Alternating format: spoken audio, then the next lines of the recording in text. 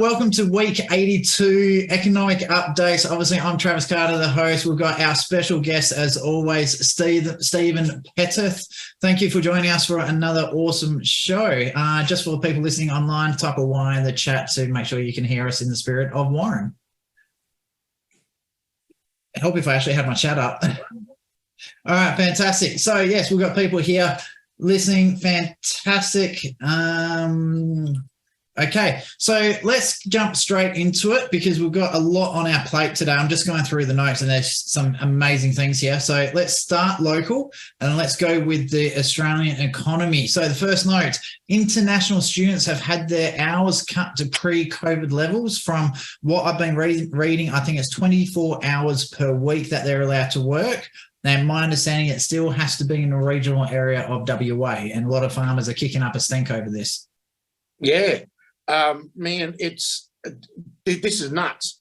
At the moment, international students are soaking up some of the shortfall that we've got in the workforce, especially in the lower skill, cafes, restaurants, packing, just general hands and gardening and all that sort of stuff. So they're going to reduce their hours back to pre-COVID levels, which is, well, I think you said 23 hours.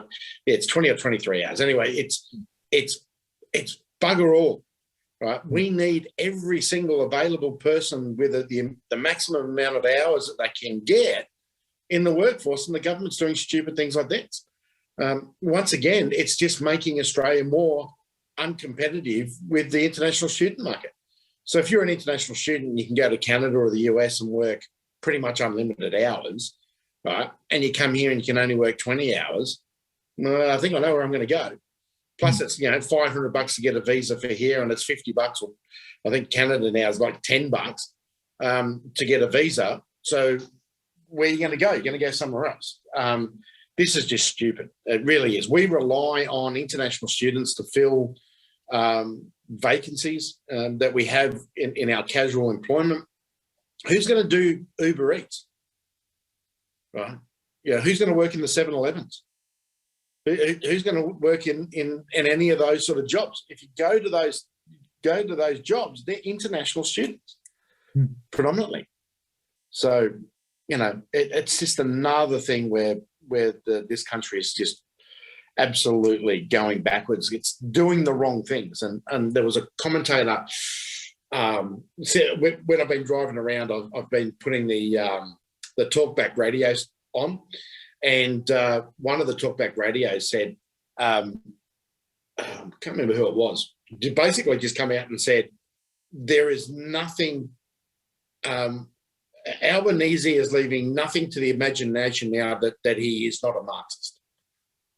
And I thought, man, that's pretty spot on. Everything that he is doing is along his ideals. And at the end of the day, you can't blame him, because he's always worn that he's a socialist, he's a Marxist, on his sleeve and gone out and done it. We elected him. The people of Australia elected him. So obviously that's what they want. And now they've got all these problems because they elected him. The bit I find fascinating with what you've just said there, I've actually read the start of the National Labor Party's constitution. Section 4 actually states the Labor Party of Australia is a democratic socialist party with the goal of bringing socialism to Australia. All Labor parties in the world have the same thing. And that line you just read is pretty much the aim and objective of the Fabian Society. And the Fabian Society is all part of the Labor and the union movement and all the socialist movement, which is pretty much what they are. Have a look at the Democrats in the US. You'll see the same statement in their bylaws. The Labor Party in Scotland, the Labor Party in the UK, the centre-left parties, and there is they call them democratic union parties, like in Germany and France and Italy, but they're the Labor parties. Any of the union-backed parties are all the same. They all have communism and socialism at heart. So one thing I found interesting with what you were just saying about the farmers as well, And I hate to say that the ABC did a good news article, but they actually did a pretty good one. They were talking about student accommodation as well. So just going back, why would students come to Australia to help out these small businesses that really need their labour? Between the three of them, they were renting a apartment that had like bunk beds in it. So three girls were hiring a studio apartment for $1,000 a week. And I just find that absolutely amazing. Like, obviously it's Sydney, but like how's a student on 20 to 24 hours, how are they ever going to afford that? And then how are the businesses ever going to find workers to fill those positions? They're not. It just nothing. The numbers no longer add up. Right. There is nothing now to say that all this adds up. It just doesn't. I had a meeting today with a couple of people here, and they were just saying that they can't get workers, and they used to rely on international students. This is professional services firms, so they used to rely on the international students doing accounting, law, business, all that sort of stuff to come in and do part-time to get some experience in those things. They're not here. They are not here. And that's the other thing. They're the migrants that we want in Australia, especially the skilled migrants, because they can help in other industries. They can fill in any foreshores as well. So I just don't get it personally. Do you think there is a way to fix this without getting rid of labour, or do you think they might have a grand plan to fix the employment shortage? No, I can't see a fix. I can't even see a fix from the Conservative side, from the Lib Nat side. And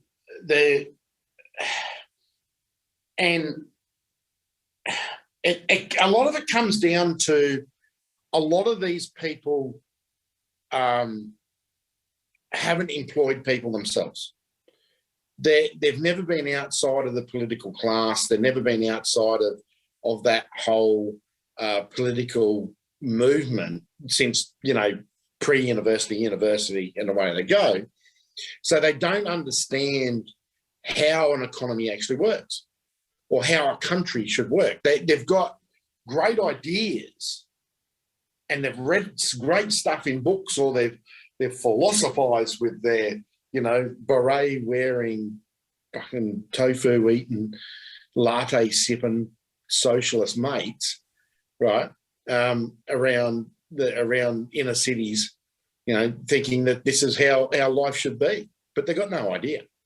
And that's the problem. And they're taking that with them into their ideals. So. Yeah, I love the fact that you said that they've got no idea. So just running with that as well, we're going to move on to the next topic. The Voice is losing support. I just read a report today that there was a polling of 10,000 people and 73% of them said that Labor and Anthony Albanese didn't give enough information. So people have no idea what they're voting for. Not enough of what is and how it works is the main reason that's behind all of this. So do you think it will get up in the end? No. I think it may get my position on The Voice is I think it may get the popular vote because it's going to get a lot of people in inner city Melbourne, inner city Sydney, inner city Brisbane, the intellectuals that think they're doing really, really good for the country. But they're not going to get the majority of states. And this is what, with a referendum, you need the majority of the people and the majority of the states, right? So I don't think they get WA or Queensland, or they may get Queensland, but they don't get WA and South Australia. I think it's 38% of rural people are for this, right? And when you actually break that down, it's rural people that are on the fringes of the capital cities, right, that are for it. Pretty much once you get outside of that, it's like 90% of people aren't for it. Mm-hmm. It just really, once you get to where the communities are, and this takes in Aboriginal communities, mind you, mm-hmm. right? So Aboriginal communities are voting huge numbers no, mm-hmm. right? They'll be bribed and all that sort of stuff as they are every election to sway their vote, but I don't think it gets up. and I hope it doesn't get up, because this is, what we're seeing now is nothing to be what it will be. And just have a look what's happening in New Zealand. Right, the New Zealand basically economy is grinding to a halt. Canada is in all sorts of mess because of all this, the racial divide. Now, on this, the US Supreme Court just ruled that the woke First Nations, Indigenous peoples led approach to recruitment for universities and all that sort of stuff. So the wokeism, what they're saying is anyone who believes in these divisive policies is racist. This is how the wording of the judgment is. It basically says, if you are putting woke policies, so Indigenous first, things like the voice, transgenderism, all this sort of stuff, if you're pushing this first, that equals racism, because the underlying tone of all these policies is to divide people, right? And the judgment said, and I think it was 6-3 that it got up. So it's a majority. So we're talking Democrat people on the US Supreme Court voted that this is racism. So what they said is anything that's woke is racism. Now, when you put that together, that is against the US Constitution, because the US Constitution is very similar to ours. There is no race mentioned and all that sort of stuff in separation. It's all one. We are one, right? And even now, our national anthem now, I think, didn't they change it to "We are one and free," not "We are young and free"? So I'm Australian, so I don't know my national anthem anyway. Yeah, me either. You do know how to tell a non-Australian, don't you, or an import Australian? Yeah, they know the national anthem.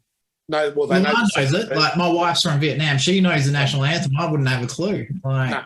Yeah, and they definitely know the second verse. But up until I was about 30, I didn't realise there was a second verse. So my father used to always say, you know an import from a local, because the imports know the second verse to the national anthem. Anyway, that's getting off topic. But anyway, so what we're starting to see now around the world is courts are now starting to say, well, hang on a minute, by forcing this stuff and trying to marry it up with the Constitution, it's unconstitutional.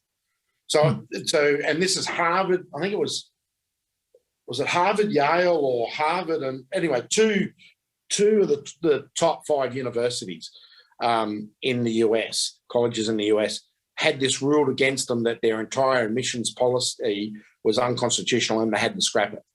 Now, if this starts to get hold in other states around, so that was in New York, it was in the federal and in New York, and I think Connecticut as well. So now this is going to start going further around the US by saying that, this woke stuff is unconstitutional. We will see something here in the High Court. I think the High Court would actually vote it down and actually agree with the wokey idiots, because I just don't think I don't think we have a justice system in Australia now that is for the Constitution and for the people. And that's really sad, because Australia used to have a strong judiciary that was independent and it was constitutional based. Now it's not. The reason that I think that Albanese and his mob are pushing so hard to put this voice into the Constitution is so that they can't be challenged in the High Court. It's not that they can be challenged, and they will be challenged in the High Court on it, but if it's in the Constitution, right, that Australia is a race-based society, which is what this will be, it'll be a divisive thing, that the High Court will have to abide by a racist constitution. So they'll have to make judgments for one race or another based on the constitution. Where at the moment, if you took anything that's race-based to the High Court's got to be blind to race. So that is what I think the underlying push, and why Labor can't say what this thing will be, is because they know that this thing is about enshrining a race-based constitution and a race-based political system and judicial system. We've already got a race-based political system, but having a race-based judicial system, man, that's terrifying. Even New Zealand hasn't got that far, right? They've got the Pact of Waitangi, and it's a bit in their constitution, it's a bit of this, and they've got this treaty that they've had for 99 years or whatever it is, or 102 years or whatever it is. But it's not as bad as what of where Albanese, because there is nothing around it. Right? They can't say what it's going to do because everyone will run a mile and they'll lose this thing 90-0. Right. And that's where we're at. The thing I find most alarming with this is we're taught from as a kid, you can't be racist. You can't do this, you can't do that. You've got to treat everyone equally the way they treat themselves. But the thing is, we have a minister for Aboriginal affairs, but we don't have a minister for Asian affairs, African affairs, Kenyan affairs, anything else. We have a minister for women's affairs, but we got nothing for men. Like the whole entire political structure is based around stereotypes. So gender, race, and all that other stuff. So I can't, like, it dumbfounds me how the High Court can, first of all, allow these things to exist in the first place, but how can they even contemplate doing that in the first place? So I just find the whole lot dumbfounding, personally. And that's because our political and legal systems are actually working at the moment, right? Because in the political world, you can pretty much do whatever you want, right? And you can, and our political world has gone lefty, wokey, racist, and everything. Our judicial system isn't, right? If something happens, they judge on it, and they judge to it with the precedents and so forth. So at the moment, our legal system is working. We haven't had enough cases go to the High Court on transgenderism, on wokeism, on Aboriginal affairs and all this sort of stuff, because a lot of the times it never gets there, right? They get settled out of court because they don't want it to get in there, because they don't want the precedent set that it's wrong. All right, here's a curly question for you. This might be a Warren question, actually. Knowing that Australia is actually running off a Westminster system as well, and we do have limited common law in Australia, now that the US High Court has made that ruling, can we use that as an argument in Australia now? It can be taken into account, but it can't be used because there isn't a precedent already set. Okay. Right. So from my understanding, and I'm no legal scholar, my understanding is they can take that information and use it, but they've got to take precedents first, and pretty much there isn't a lot of precedents in Australian. So when they form, basically what they'll be doing is forming a new precedent. Okay. And yeah, it would be, and see, this is why, in a way, the US system, with it being so litigious, it forms a lot of this really quickly and gets this out, like Roe v. Wade, with it being overturned at a federal level when it should have been a state-based thing anyway, right? And this is what a lot of the lefties also don't understand and don't want, is countries like Australia, Canada, the US, New Zealand to some extent, we're actually federations, right? We're not like the UK that are constitutional monarchies. Right? Even though they use the term that we're a constitutional monarchy, we're actually a constitutional federation. So it's a bit different. The states in Australia and the states in Canada and the states in the US have all the power. Same in Germany. The states in Germany have all the power because they're a federation, right? The states and the cantons in Switzerland have all the power. And it's like their whole government is based on states' rights. That is what we lack here, is our states with backbones. Where in the US, a lot of their states have backbones, right? And they get up and they make decisions and they change things and that sort of stuff. So we're a little bit different to the UK, but we've taken on a lot of their traditions and frameworks for our legal system. But under the way Australia was formed, we're a federation of states, and technically New Zealand should be part of our federation and WA not. It was only at the 11th hour that one joined and the other one left, and not the other way around.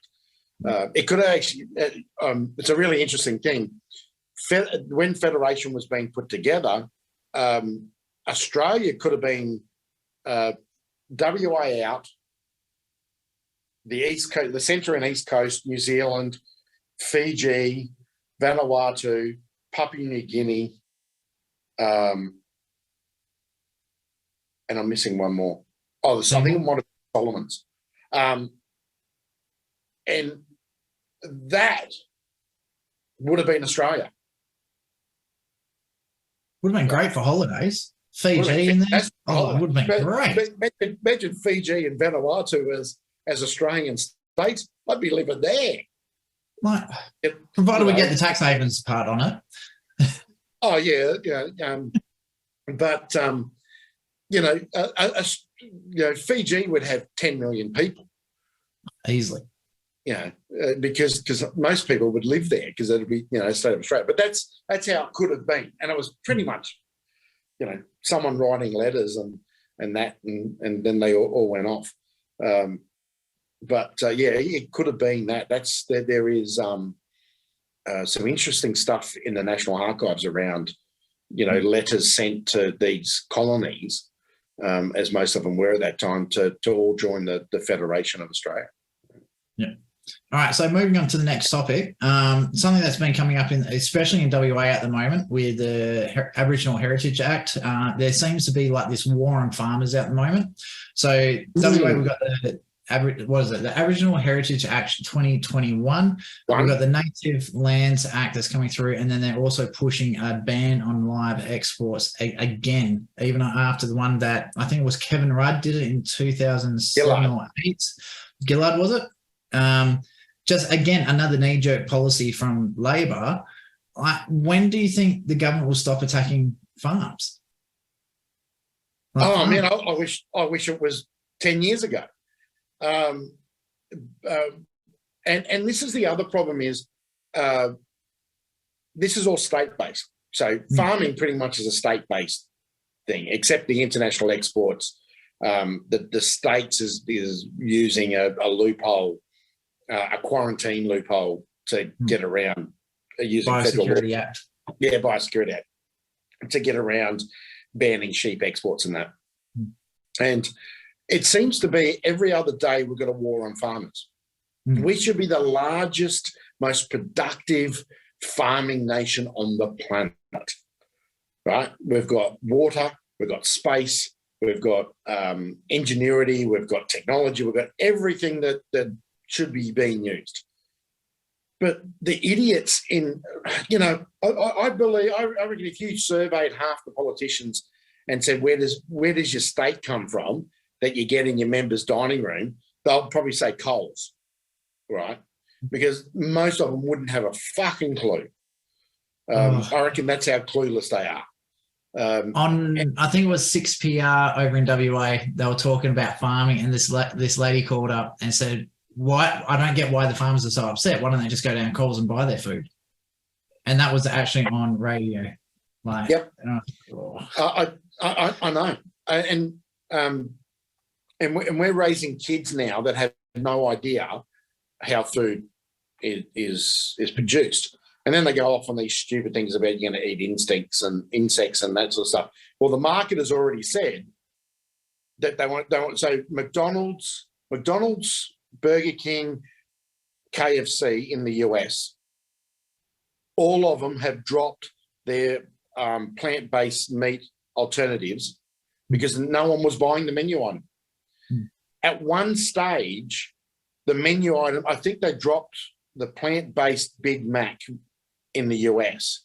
It's normally $4 or $5 or whatever it is. They dropped it to like 50 cents. And they still couldn't sell it. They were dumping the major supermarket, even here in Australia, the major supermarkets are dumping this plant-based meat in droves. The market has said they don't want it. They want, if you're going to have beef, right? And we're doing everything we can to stop it. Like this Native Lands Act, which means if you destroy 50 millimetres of the topsoil in WA, you've got to go and get a report. Yeah, 50 centimetres. You got to go and get a report and all that sort of stuff. But that's a post hole. Yeah. In some instances, it's tilling your soil, right? Even though if you're doing regenerative farming, you don't till anymore. But there is you've got to remove trees. How do you move rocks out of paddocks? Right, so you can clear paddocks for seeding and all that sort of stuff, growing broadacre crops. It's just absolutely stupidly mind-boggling. New South Wales government is doing these forced buybacks to put transmission lines right through the middle of grazing country and farming, broadacre farming country, that in some instances divides a paddock from being economical to being uneconomical. And they're not even negotiating with farmers to say, oh, okay, if we move the transmission line this way 200 metres, which wouldn't cost them anything to do because they've got to build it anyway, but all of a sudden the farmer has an economical paddock and the transmission line still gets built. But no, the bureaucrats in central bloody Sydney and Melbourne and WA, Queensland's also doing stupid stuff with water again and runoff into the Great Barrier Reef, which isn't a problem, right? And pesticides and all this sort of stuff that, once again, isn't a problem because a lot of the farmers have stopped using heavy pesticides, but they haven't changed the rules. They're making the rules worse. And it's becoming this massive war. Where are we going to get food from? So Australia, the amount of food that we produce in this country, 85% or 90% of it's exported overseas. That's everything. So that's broadacre crops, that's vegetables, that's ocean produce, beef, dairy, everything that we sell and produce here, we pretty much export. Now, other people around the world rely on that. So if we reduce our exports by half, the Australian population is still going to get their stuff, or otherwise there would be pitchforks in the street, right? But who overseas is missing out? There's some really interesting comments coming through in the chat as well. So Susan saying that the cattle prices in Queensland has dropped down to 10 cents a kilo. So apparently in her area, 2 abattoirs have closed and the others are saying that they've got no storage room left over. So people have openly said they want meat, they want real steaks, they want real lamb, they want real food.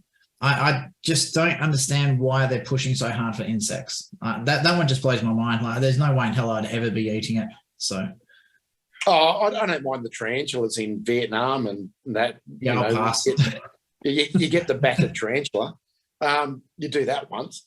I remember the wife's Vietnamese. Like, she tried to get me to eat the snails and all that sort of stuff. I'm like, nah, I'm out. Like, give me some real food any day of the week. You don't like snails? Have you done, No, have you done the steak soup, mate? no, it's just fancy boogers. No, thanks, I'll pass. So the one thing I found really fascinating, and I didn't get it. So before we left, the one got a whole heap of frozen steaks, and she put them in a bag. The bag's dripping ice on the plane. I'm thinking, oh my God, she's one of those people. Anyway, so we got there, and her family went absolutely ballistic because it's Australian meat. If we're getting 10 cents a kilo for our beef in Australia, why the hell aren't we exporting to countries like Vietnam Prime One? Because they're just screaming for anything that's Australian. They are, and they are, but we've got bans on live export. Yeah. We've got rules on live export. So the problem with places like Vietnam, Laos, Cambodia, Indonesia, Philippines, China, India, most of the Middle East, is they need live export because they don't have the cool room facilities. Correct. Right? The distribution networks. Right? And a lot of the time is that there is just so much restrictions in place, which is, people like Susan are pointing out, that is driving the price down, which makes it uneconomical to farm, which makes it uneconomical to run through an abattoir, which makes it uneconomical to do anything, because you've only got limited markets to sell it to in box form. And it's just, so here's for instance, so there's cattle. I'm part of a club. What do we pay? I forget what it is. It's a couple of $100 to buy you buy a beast and then it's raised, and then the guy's actually got the farmer that we deal with. He's got direct connections in Singapore. I think it's Singapore and Bangkok, and so half the beast, you can elect to have half the beast exported or the whole beast exported. And so this was something that my parents had, and I've just kept it going. But they export, so they go and export it, and the guy only runs 400 or 500 head at a time and all that sort of stuff. And it's I forget what it's not Wagyu, it's a different breed. Might be Gertrudis. And because he's got a direct relationship with these restaurants overseas, he slaughters, he butchers to exactly what they want, right, and sends it directly to the restaurants from his farm or from his processing. He uses a mobile abattoir system, and then works with a local butcher who then gets rid of what they don't take. And that works really, really well. And he's doing well. And it was only because he went that route that he stayed in business. He was before he started this, I think it was about 10 years ago, before he started this model, he was going to shut up shop and go and do something else. But this direct to farm, so the consumer going direct to farm and restaurants going direct to farm, I think is a model that has to be explored a lot more for all our produce growers to get away from the Woolworths and Coles and the big food guys that keep hammering the price down, right? And make themselves independent, profitable, and be able to survive. That's the model I think will survive all this crap, this war on farmers, is a direct-to-consumer model, because the large scale, unless you're a Cargill or a Tay Brothers or one of the real big groups, you're not going to survive, because the bank debt that's going to be on your properties, the falling prices that you're going to get through sales is ridiculous. So I think what's going to happen is there'll be a lot of farmers through pain, and this is what happens through all sorts of pain. So from the pain will come some form of direct-to-consumer, direct-to-market opportunities. Now, it's not going to be easy. It's not going to happen overnight for a lot of people, but it's something that's going to happen. And I think it is something that it's the only way. Now, the problem with that is it could lead to shortages again for the mainstream, because what you're doing is you're taking supply out of the market and sending it somewhere else. So the same as like the vegetable producers, the market garden guys with their farmers markets and that, they're probably the first one to make the transition. I was just thinking, like, with the advances in, one of the biggest problems I can see is keeping track of where the orders are going, making the contacts internationally with the restaurants, the consumers and stuff like that. With the advances that we've got going on in AI at the moment, being able to track the orders is going to become a hell of a lot easier, especially for farmers, if they can just plug into it and get something set up for them. That's actually, so if you take some notes, this might be something worth looking at. Yeah. So what I think, I like to draw. So what I think is going to happen is we'll go back to a proper capitalist co-op model, right? Probably a co-op model is not a partnership model, where you'll have a central body in the middle, right, that is owned by all the farmers, but we're not talking about just a milk cooperative or a farmers. We're talking about, it will be a community co-op that will be the fruit and vegetable grower, the honey producer, the beef producer, the dairy producer, excuse me, everything that's in that area that is produced in goods has a one central bucket that has a marketing division, that has an international trade division, that has all the skills required to allow the farmers to produce, right, and process and get that to where it's got to go, whether it's a local community, direct to farmer, So there was something I saw the other day. It was, what was it called? I think it was called the Crazy Cow. It was the Crazy Cow. It was the Crazy Cow something. And when you read what he did on the back, it looked like he'd started off as a butcher, but then he added home because he was doing home deliveries, right? So now it was like, get your quality meats, and then it was get your vegetables, get your soup stocks, get this, get that, order online here at the Crazy Cow or whatever. I can't remember exactly. It was one of those things you see when you're driving along the road and you wish you had more time to read it. That is what I can see happening going forward, and that's what I think a good solution for these farmers is, to gain some sovereignty, to gain some financial independence from around the controls that they're under at the moment, because the marketing boards, from what I see, aren't doing them any good, like the Dairy Board of Victoria and the Cattlemen's Association in Queensland and the grain co-ops, and they're the ones who are actually causing more pain for these guys than anything. So I think it's time that people just stood up, started having those relationships with farmers again, going direct to the farmers and skipping all these middlemen out just to get things down again and start making the farms profitable again. I think that's the only way that everyday citizens can actually start influencing these things. So if you guys are listening online and you do know your local farmer or anything like that, just go direct to them. So one thing we do need to keep going. So you did touch on this one earlier about transmission lines. So New South Wales is doing the buyback of the transmission lines.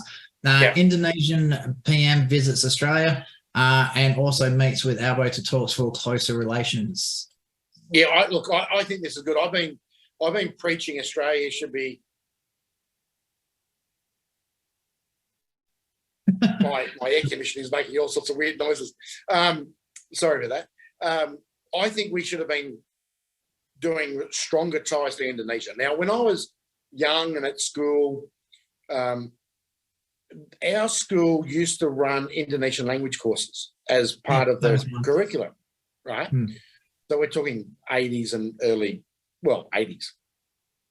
Yeah, 80s. No, it's definitely the 90s for you, Steve. Yeah. So anyway,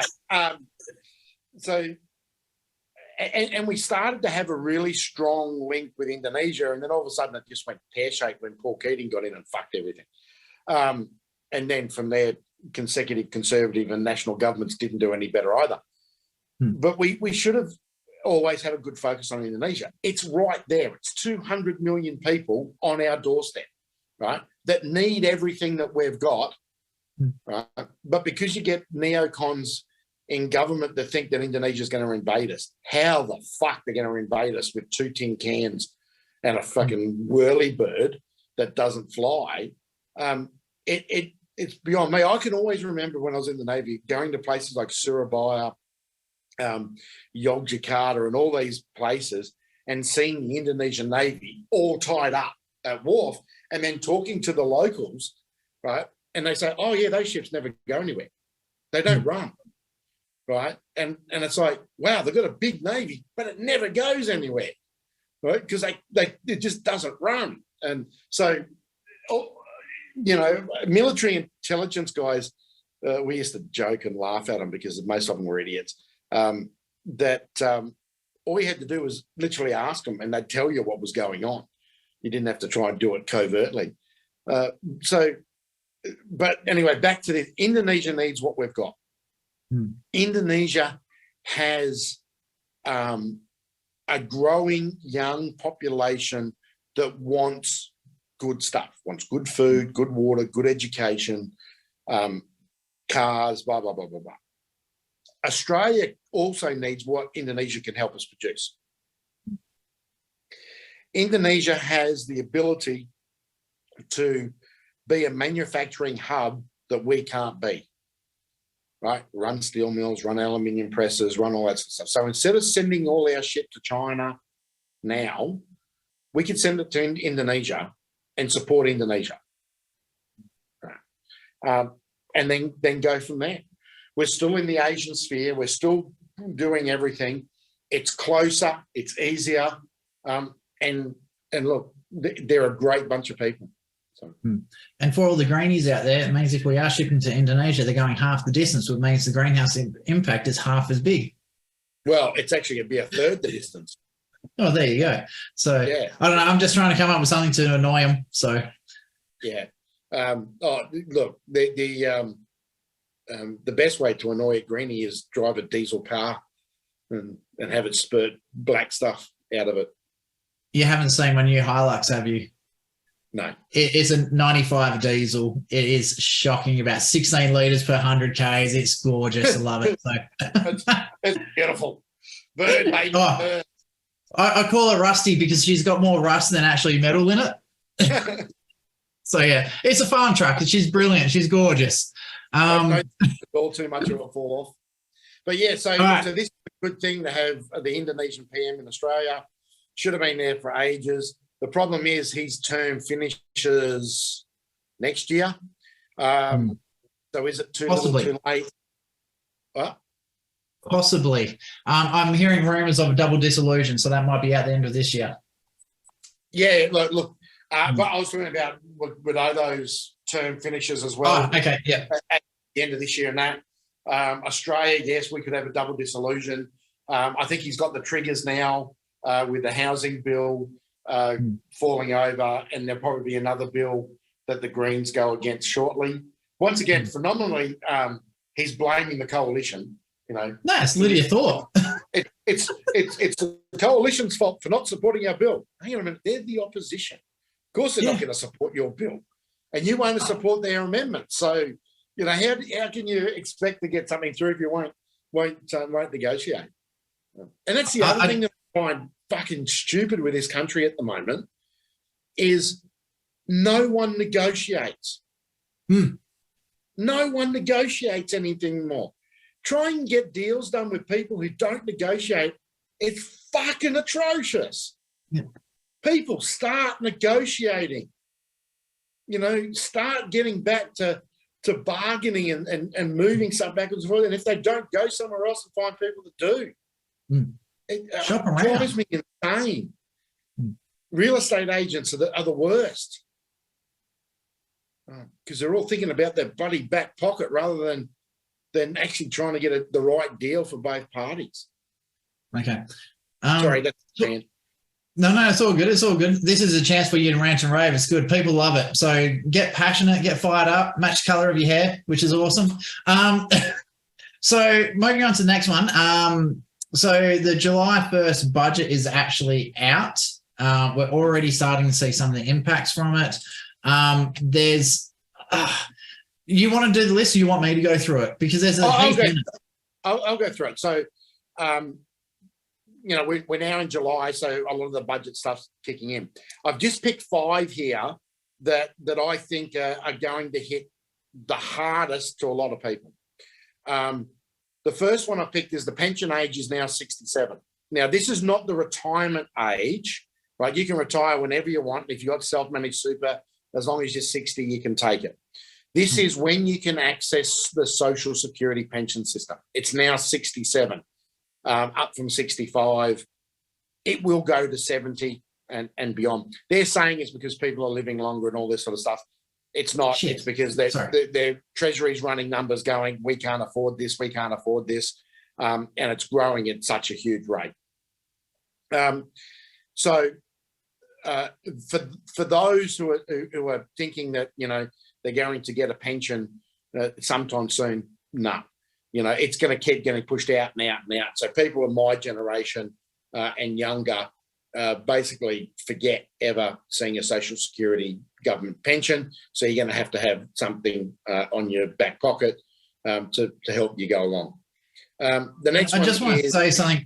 Sorry, Steve. I just want to say something on the pension. I've always wondered why it wasn't industry-based. So let me ask a question. Who here's ever seen a 65-year-old bricklayer? So someone who does... I've seen a 70-year-old stonemason. I've seen a 70-year-old roof tiler, but I wouldn't want to get anywhere near him because he was just haggard as anything. Half his body didn't work. My brother's an electrician, and already he can't close his hands from the arthritis in his hands. So all these trades, how does a tradesperson, might be 1 in 10,000 that can make it to 70, and stay on the tools, but how are these trades supposed to survive? A lot of them have alcohol problems, social problems, and all that sort of stuff, where they actually need these pensions and that. It dumbfounds me how they can get to this point and go, oh yeah, no worries, you're a brickie, work till you're 75. Yeah, you live longer. No, accountants live longer, brickies don't. So and this is the exact problem, is these laws are made by people who wear white shirts. I know you've got your white shirt, white collar.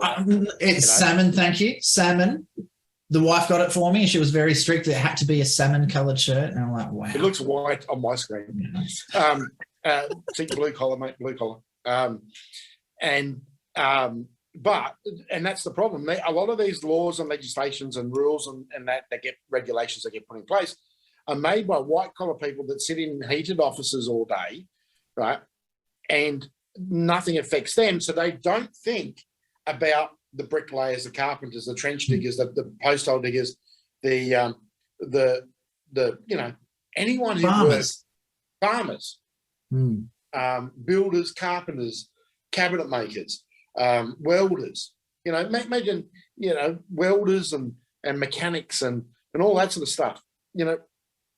These are heavy, the blue collar industries, right? And they need it. That's why the American pension system I actually don't mind, which is industry-based and company-based based systems. Look, in the late 80s, early 90s, the corporate raiders got a bit greedy with raiding companies that had massive pension funds, pension funds that were 80 and 90 years old and sitting on billions of dollars worth of cash. But they were fully funded pensions for everyone that was in their industry. So that I I think that could be a solution, industry-based style, because we've got these industry super funds, but once again, they're for white collar, really for white collar people. Right? They're not for the carpenters and bricklayers, and that, because they don't. Most of those people now no longer support unions. You know, I've always thought about. I've always thought of the idea of making once you hit a certain age, your income is tax exempt to encourage people that they can work less as they get older, especially in those hard labor jobs like mechanics, bricklayers, and all that sort of stuff. So they can actually make it through to the pension age. The second one is making superannuation accessible earlier, especially because if you're not paying rent, you can pay off your house in your late 50s. That means you can put a hell of a lot more money away for your own retirement. So that's another idea I've thought I quite like. I'd have to think through it more. As someone who's in this industry, like not industry, but as an investor, do you think that would help a lot more? I think it would free up a lot more people into the workforce, because some people could leave and others could go, and you could restructure how the workforce operated. It would need a lot of thinking to make sure that you didn't get the scallywags out there that would raid pensions and all this sort of stuff, and then want to fall back on the government, both business owners and the individuals. The biggest problem I've got, and it's one of my points here with the super system, is it's actually a tax on employment, right? And that's what it is. And so I think we need a big rethink around our super or our investment and retirement type savings. Now, I say that I'm not a big fan of a lot of that, because I think the biggest and best retirement account you can have is real assets producing income. But the point is that we've got, we'll, 80% of the population will never ever do that. They'll always rely on a job and looking forward to their super account. So we've got to look after and have regulations in place for that, but we've got to have it sustainable. At the moment, the whole income system is not sustainable. I don't believe that anyone who works and has income directed at them, it should be taxed at all. I think it should be zero tax on personal income. So let's jump to point 3, which is the super guarantee is now 11%. A lot of people don't realize this. A lot of big businesses, they go, oh, they pay no income tax, but they're paying superannuation, payroll tax. A lot of times they've got land duty taxes and all these other rules and regulations, public liability insurances and everything as well. It really annoys me when people, they go, oh, Apple paid no tax. And like, you think about it, when you add all the other taxes that they pay for everyone, they're paying insane amounts of tax already. So super is now gone up. And people say that, oh, BHP and Rio and all these didn't pay tax. Yeah, but when you add up all the taxes, the money that the 11% now, well, it used to be 10.5%, but the 11% now that they have, most employees don't realise that, they get their wage, they pay tax, and they see the super component, that's technically your wage. Right, that's technically added to your wage. It's just going directly into a super account. So everyone got a 0.5% wage increase on July 1. It's just that they don't touch it straight away, right? So, but that's also a 0.5% of the wage bill that's now extra on the company, that increases all the other add-ons like that have to be paid, that are associated with wages. Oh, can anyone else say inflation? Exactly. And this is what I've always said is inflation in the modern world is all government. 100% government driven. And it's the stupid policies like continually increasing the government, the super guarantee. They call it a super guarantee. It's really the employer giving you 11% extra, right? And at some point, it's going to have to become half and half, or something along the lines of that. But once again, we should get rid of the income system. Yeah. I still, the bit I've never understood with super, and my ex-wife was a financial planner and she still couldn't explain this one to me. You pay tax as you earn money. You put money away into super, you get taxed again on the amount of money you put into your superannuation. If your super account earns money, it pays tax as a super account. And then when you pull your money out of your super, you get taxed again. Yeah, so it goes in at 15%. Then the earnings in it can get taxed, but the fund pays that for you.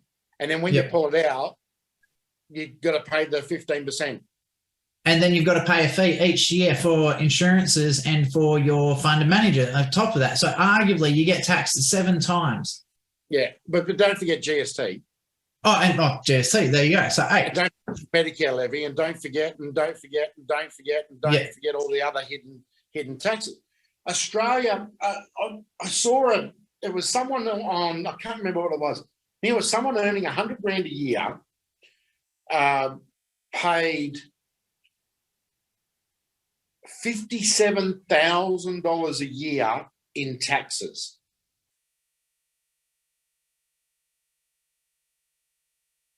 So I've heard it's more. What's that? I've heard it's more. They did I hate to say, I think it was at ABC again. They did a breakdown of every dollar you earn if you're earning 100,000 or more. It was when you add GST on the food you buy, stamp duty, and all the other government charges. I heard it's in the 90%. Yeah, well, it probably is, because fuel levy. So you out of $1.70 of fuel, something like 65 or 70 cents is government. Yeah. Right. Yeah, our roads are still shit. And then you still get charged GST on top of that, right? And so you're getting all this. It's just layers on layers on layers, and it's right. You're getting taxed something phenomenal. All right. Talking of taxes and more increases going up. So point 2, we skipped point 2, went to 3 because that was super. Power bills will go up 10 to 25%. Pretty much. Is that because of renewables? Well, it's because of everything now, but it's also because the wholesalers are allowed to charge more.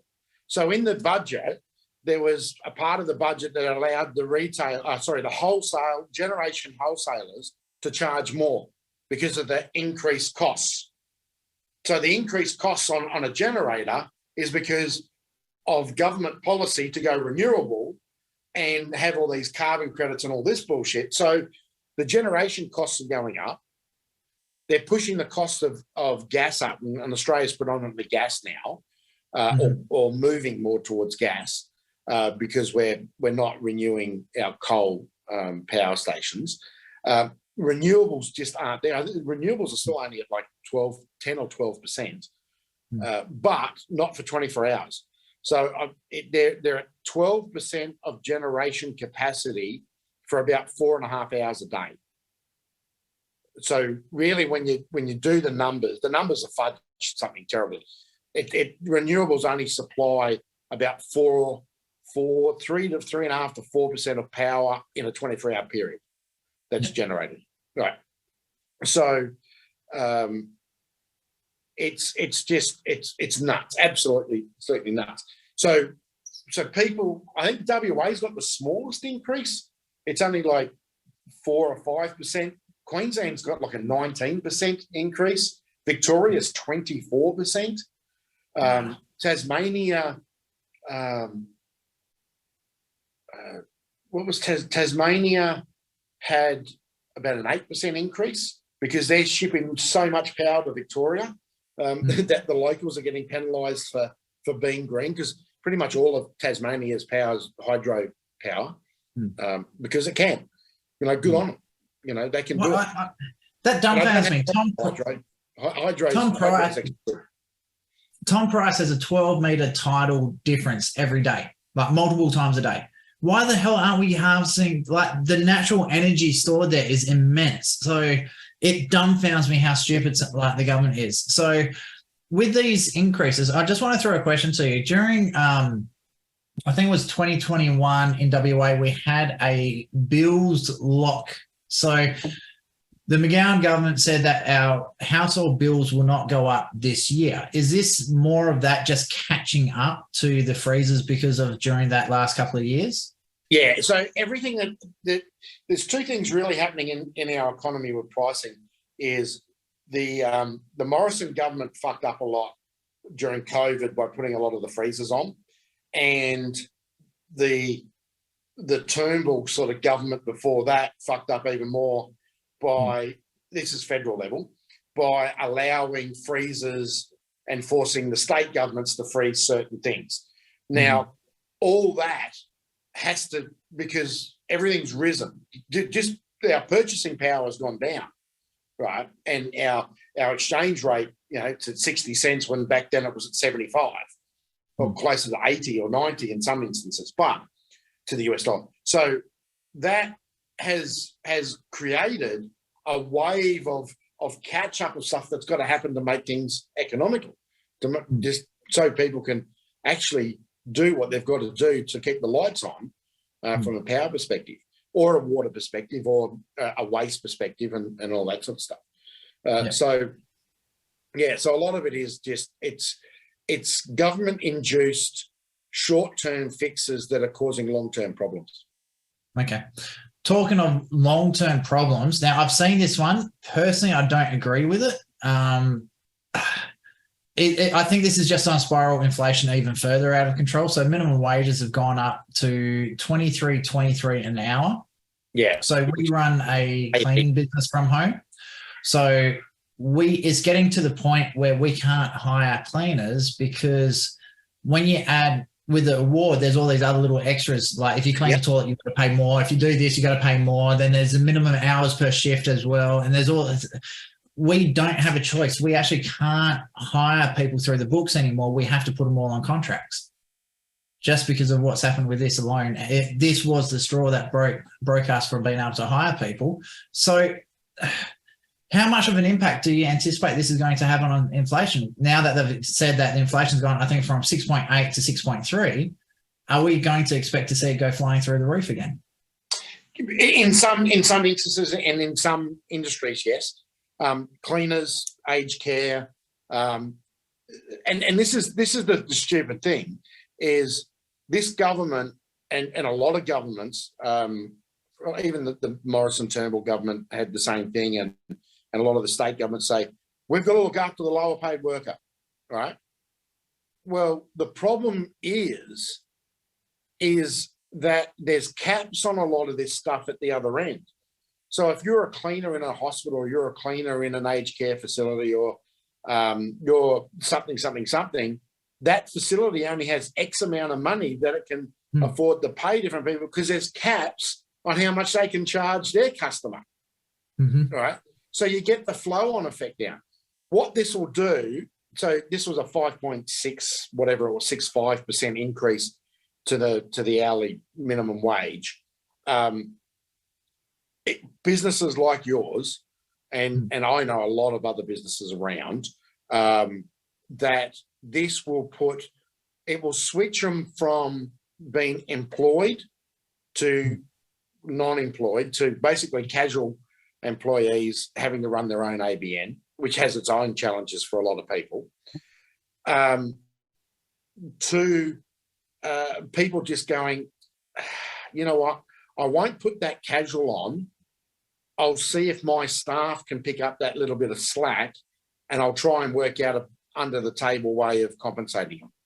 Well, this is something that probably isn't mentioned here. That casual cleaner, instead of being $23.23 an hour plus everything else on top, is actually $33 something an hour plus. Yeah, or more. Like they're getting paid more than I am as a business owner and all that sort of stuff. So we businesses just can't afford to do it. So we've had to knock back work because there's so much work out there at the moment. It's not an issue of that there's no work.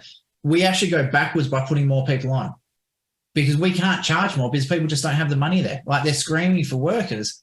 We just can't do anything. And that's the catch-22 we're in. So, and that's why our unemployment will remain low and our job rate will remain high, purely and simply because there is so much work out there at the moment. Builders at the moment, pretty much every month their hourly rate's going up. If you're a builder or a building company, you're having to put your subbies and the guys that work for you up $4 and $5 an hour just to keep them. Geraldton handymen are charging $150 an hour. I've heard doctors in the city are getting like $80 an hour. And this is for people to paint a door or to change a shelf. The other thing that you haven't spoken to about yet, yes, the minimum wage has gone up to $23.23, but you've also put the super on top. Now, because the minimum wage has gone up, it means the super's going up even more again. Yeah, so the super's gone up 0.5% to 11%, but it's also gone up 5.65% because the wage rate's gone up 5.65%. So everything goes up, and that'll push a lot of businesses over the payroll tax threshold because they haven't gone up as well. In some instances, some of them have slid back. So more and more people are going to get caught in that trap, and that's just an absolute nightmare for businesses. So some businesses will go bankrupt, some businesses will restructure, people will lose jobs but pick them up. I still see that we're going to have very low unemployment, and we're going to have a lot of jobs available because there is a lot of work out there. And it goes back to what we were saying before. International students now, less hours. Right? Changes to the gig economy, which means people will do less hours to get under the thresholds. So there's going to be more work available. So once again, the government laws just don't leverage the economy properly. Yeah. So talking about international students not coming to Australia to work, great segue into telcos are going to raise their base rates between 5 to 10% per month. Did you like that segue? Loved it. So so not 5 to 10%, $5 to $10 a month. Per month. So most base rates on mobile plans are going up anywhere between $4 and $10. I think Vodafone's already done it. Telstra's done it. I think Optus is about to do it or is doing it right now. And so that's, once again, the government's allowed them to increase the base rates they can charge on these plans because so it's the wholesalers that have been allowed to raise their rates, which then forces all the way through because of these caps. You put a cap on something, right? It only ever goes one way, and it meets the cap or exceeds it, right? And it sounds stupid, but when you put a floor on something, the price never stays at the floor; it goes higher. When you put a cap at something, it goes to the cap, and then they work out that they charge levies or they charge other things that aren't in the cap, but gets it above the cap to make it higher. And so artificial manipulation of a price floor or a ceiling means that everything either goes to the floor and stays there and creates no demand and no supply, or no supply but demand, or the cap, goes the other way. You increase supply, but demand plummets. So just basic economics. And I think that's what's needed at Treasury and in the Treasurer's office is just basic economics. They've got to start getting back to going, you know what, guys, let's take some of this red tape and this regulatory bullshit out of the market to allow it to function, to take grease the wheels and make it happen. Well, it's interesting you said that because Bradley says, is there a way we can get a smarter government system and more skilled people in the government to make Australia great again? Stop fucking voting in the idiots. It's as simple as that. Every time we have a vote now, everyone just votes for the same old. Right? Start voting for the fringe parties. Not necessarily because I believe the fringe party is any better, but because it'll start shaking up the system. The other problem we've got now is a government job is seen as a good thing. You're a leech. Because it's basically guaranteed income, fuck all work, right? You're at the highest end of the percentile on the bell curve right? You're at the top of the bell curve of getting wages, and a lot of the public servants jobs, they don't get 11% super. They get 12, 13, 14, 15% super. Plus they get basically guaranteed wage rises, great living working conditions, right? So people are now going, and this is the stuff you hear in China, you hear in Vietnam, you hear in India, go sit the civil service exam. This was, so why Britain did so well in its domination of the world, creating an empire, wasn't because it was good with a gun, it was because it was good with bureaucracy. And they created, you know, you go everywhere that the British have been, they've created massive bureaucratic systems that attracted a big part of the population, that entrenched their common law, their regulations, their way of doing stuff, right? And you have a look at India, South Africa, Canada, Australia, New Zealand, all these places that are supposed to be, you know, no longer under the British thumb. We're more under the British thumb now than ever, because we've entrenched all those systems from the 16 and 1700s that the East India Company put around the world, right? And we just keep lapping it up. And this is where I get sick and tired of telling people that, you know, there is no one that is pulling strings anymore. There is only people that are directing groupthink and pushing ideology that they've been brainwashed to do, right?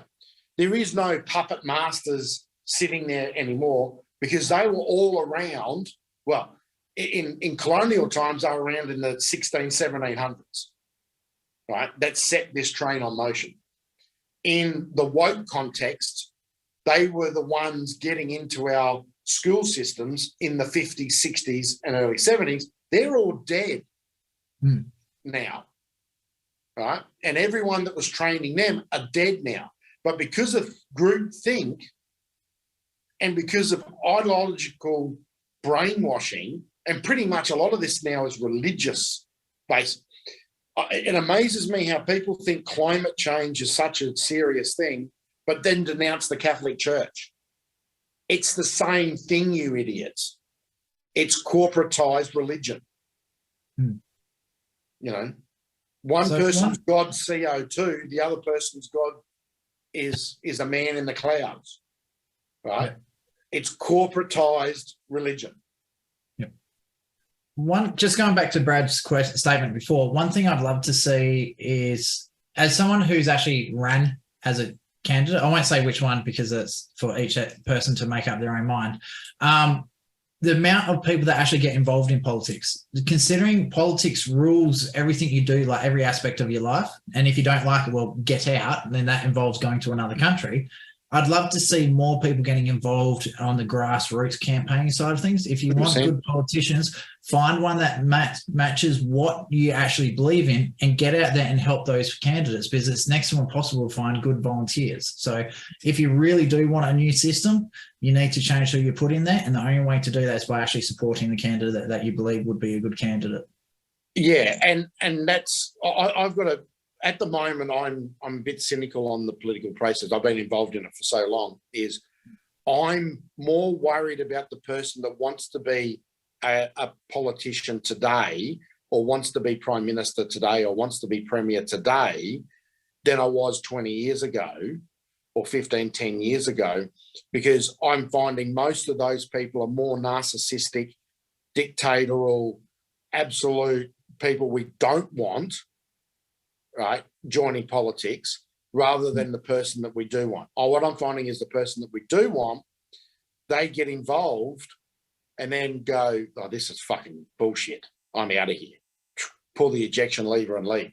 And then we've got a vacuum of good people, and now we're just getting the narcissistic idiots in, right? And that's the problem. And every political party, it doesn't matter whether it is a minor party or a major party, they've all got the same problem. And we've seen that with the UAP. And yes, it was the most pronounced with Palmer's party or UAP. The amount of people that joined his party, and there's two of them in Parliament at the moment, one's from Tasmania, that before they joined have been recorded as saying, I'm going to use him to get elected, then become an independent. And I can tell you it happens at every single minor party. The amount of people that jump in, try to go on the bandwagon of the people who have that following behind them and then just leave. It really, really annoys the shit out of me, especially when you have all these volunteers who aren't paid helping to make the party survive, especially in WA with all the changes in electoral laws over here. 11 minor parties got deregistered literally overnight. So seeing all these people work their guts off night and day to get the party re-registered and then have all these people swan in at the last minute to get themselves elected, it really infuriates me. So anyway, talking of politics, let's jump over into everyone's favourite part, the global economy with Trump Watch. Trump Watch. What's the orange man done now? Oh, mate, he's been out doing heaps of rallies. Shit, he's been rallying everywhere. There's a couple of his close allies. I was talking to one of the guys over in Florida, and there's some political constitutionists that are saying if he's indicted and actually becomes president, that there could be some real constitutional issues coming up, because in theory, he could be selecting judges that could be forced to rule on his cases. So as they I didn't think of that. As they get so he could select judges to different courts, the federal courts around the country, and if his cases get moved from state to federal, all of a sudden he could have been appointing judges that are going to rule on his own case. That's a perler. Oh, yeah. I'd love to see them work their way through that one. So, so a lot of us, I was sitting on the call going, oh, yeah, that could be interesting. That would be hilarious. But the bit that I find funniest about that one, especially how similar Australia is to America. So, we actually do have Donald Trump Jr. coming to Australia. I'm just on the website now on the other screen. 9th, where is it? Sydney is 9th of July. Brisbane is 10th of July. Melbourne is 11th of July. So the guy that actually organised that, Joel Jamal, has actually been on this with you once before. There's been a couple of new things announced for that one. Nigel Farage will be coming with him. And Senator Alex Antic will also be doing part of the show as well, which is going to be really awesome. So really looking forward to that one. Unfortunately, I can't get there. I'm stuck in WA. But Steve, are you going to make the trip? Mate, I am trying to get back to Brisbane for the 10th, which is Tuesday, but I may have to change and do the one in Sydney instead. I think the Sydney one's going to be bigger because just a bigger crowd. And also because Sydney and Melbourne are the home of like the leftards of the left. The leftists of the left are in Sydney and Melbourne. I can just imagine the rallies, the protests, the screaming, the gluing themselves to the road sort of thing. I just can't wait to see some of the news articles about that one. I think that's going to be the highlight of the whole trip, and certainly that they use the speed bumps. So that's what it would impress me more is to be able to go to the Sydney one just to see the pre-show, right? Of all the lefties, Like, I wonder what the prime arguments are. Oh, you're a racist, you're homophobe. I want to see what thing they try to attack him the most with while he's there. Because what a lot of people do. I had someone once say to me, "Oh, you're a racist and this, that, and the other," and I went, "Fuck yeah!" And they nearly fucking exploded on the spot. Oh, Stephen. We've got to have a slight political correctness here. I know you. I've met you personally. I know you're not. No, but when you 9 times out of 10, what I find is when these people actually say that you are something, disagree with them. I can't do that, Stephen. I want to run for politics. Can you imagine what would happen if that made it to the media? Oh, most of the media wouldn't care because they're going to probably label you a racist anyway. But what it does is it takes the wind out of their sail, and it knocks them back onto the back foot, right? And now with these judgments in the US, you're going to be able to turn around to them and say, well, actually, I'm not the racist, you are. Yeah. And it's there's a legal decision to say that. So I wonder how that's going to interact with the misinformation and false information acts that are coming through at the moment. I wonder if the Australian government is going to try and nail you for that one, because you do have a legal standing. It's not misinformation anymore, but will the Australian government try to push it?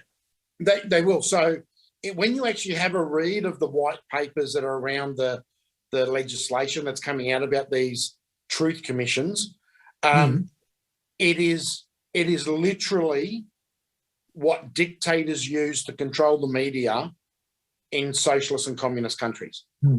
It's basically the truth is defined by what the government or the science tells you. Now, the science tells us that there's two genders, right? Biology has confirmed. Well, actually, there's three. There's the hermaphrodite, the hermaphrodite, non-sexual single organism, and then there's a male-female, right? Ooh. If you go that way, Steve, there's actually four then, because there are humans that are born with both bits that both work. But that's it. Isn't that isn't that part of the anyway? But you know what I mean? Like biologically, I should have went to school. There is two genders, right? Yep. That's it. Male, female. You know, bits and no bits. And the science was being confirmed on that for millennia. So the truth tellers are telling us that no, that's all wrong. The truth is I think they're up to 56 different genders now, or something stupid. The list is huge. Steve, what does the B in the LGBTQ stand for? I've got no idea. Bisexual, two. Bi is two, yeah. Just the word itself means there's only two genders. So that one always winds them up as well. Yeah. But and that's the problem is, and same on climate change. There is physical proof out there from ice cores that CO2 has been nearly double what it is today at 600 and 700 million parts, where we're at 350 or whatever it is now. And the planet was better. It was greener. It was lusher. It was supporting more life. There was more food being grown and all that. And that is during humans walking on the planet over our existence. Right. So but because it doesn't meet with the science that the government wants you to tell because of their agenda, right, it's discredited. And that's going to be the problem with these truth commissions is you could be telling the literal truth, but because it's against what the government wants, you could be put in jail for it. So talking of putting someone to jail, we'll bring it back to Trump. Supporters and donations are growing. Trump is possibly to skip the debates. Now, that's the first time I've heard of him skipping a debate because he destroyed Hillary Clinton. Oh, yeah. So the reason that he could be skipping the debates is he's solidly now 55% of the GOP vote, solidly. Like, it's not moving. It's staying there, and everyone else is moving. DeSantis goes from 18, 20, 22, 20, 18, 20, up and down. Trump is just going, 53, 53 and a half, 52 and a half, 53, 53. Like, it's fairly stuck in a band. And the trend is that he is stuck. there all the way. The rest are jostling around. Now he's saying, why would I give when the party has basically already spoken that I should be the nominee, why should I give everyone else airtime on the back of me? So what he's saying is, I'll go and do rallies and soak up the political airtime. What he does better than any politician that I've ever seen is how he runs free media. He won 2016, was 2016, wasn't it? Yeah, 2016, because he got 5-1 on the free media. Hillary Clinton outspent him 5-1, right? So he spent 400 million, they spent nearly 2 billion. But he got 3-point-something billion in free airtime to her, like 300 or 400. It's phenomenal, the amount of money that he and airtime and advertising and everything that he gets because of how he's done. Now, having known people that have been around his political circle and the circles that have been around him since the 1986, when he was first tapped on the shoulder to look at running, everything he's done since then has led up to where he is today. He has been a politician, and this is what everyone gets wrong about Trump. Trump wasn't a TV personality. He wasn't a property developer. He wasn't whatever. Trump was a candidate in waiting, building his base for 40 years. There is no other politician on the planet that I know of that has been doing the same thing. The closest to it is Nigel Farage, and he's been doing it for 25 years by doing his parties and all that sort of stuff. But he didn't build it outside of politics. Nigel built it inside of politics. Nigel could be PM of the UK if he was inside the Tory party, but he'll never be, because he's hated by that. And he's got morals. Yeah. But Trump, the reason Trump will never run as an independent is he needs the he needs the GOP to get him across the line, and then he needs the Democrats to be angry with him. And he wouldn't get that if he was an independent candidate. So that's where he's at now. So him skipping the debates doesn't mean that they won't elect him the nominee. I still reckon it's a hands down that he'll be the nominee. There is some talk in the US that the 25th may have to be pulled on Biden, so that what happens doesn't get any worse, which means we'll end up with Kamala for probably 6 or 7 months up until the election. So it's getting very interesting. Biden's health is, from the chat on the Hill, Biden's health is going this way at 1,000 miles an hour. Everyone knows it. Everyone can see it. He's just been propped up for, what do you call it?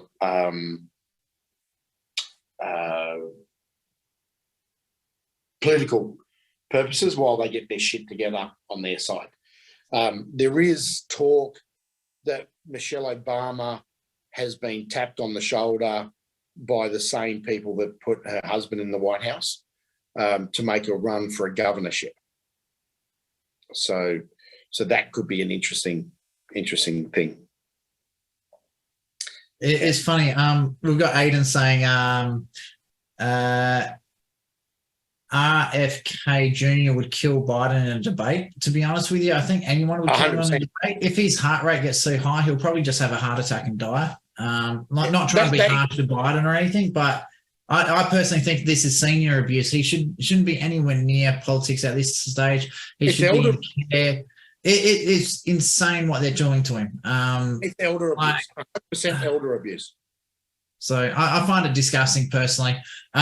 Interesting comment. You think RFK Jr. would beat Trump? I've never seen RFK Jr. in a debate, so I'm not sure.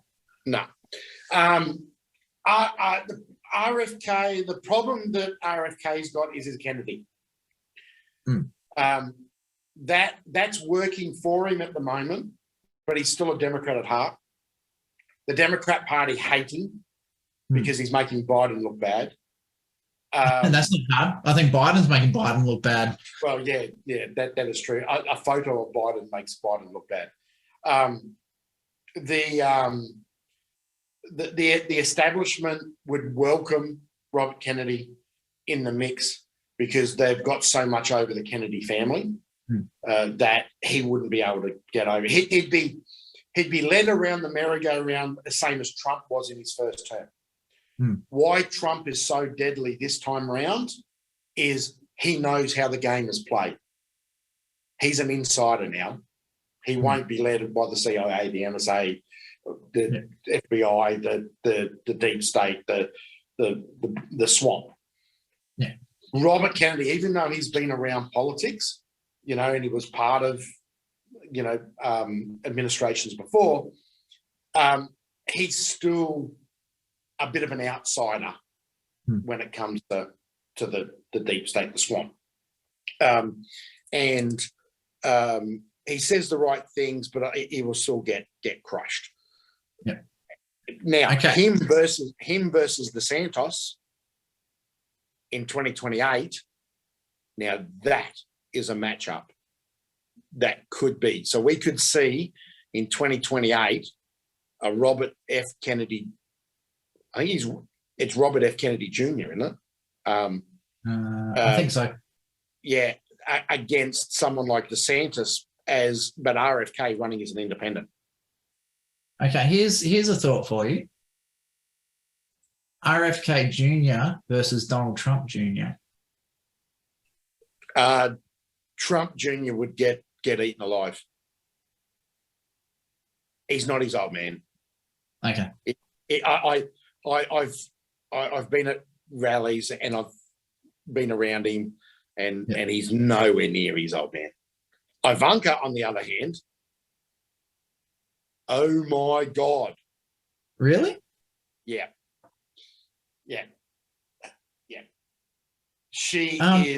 She's more cunning than a shit-house rat. Okay. The one I've always enjoyed watching on Fox News, I think it's Don's wife. Laura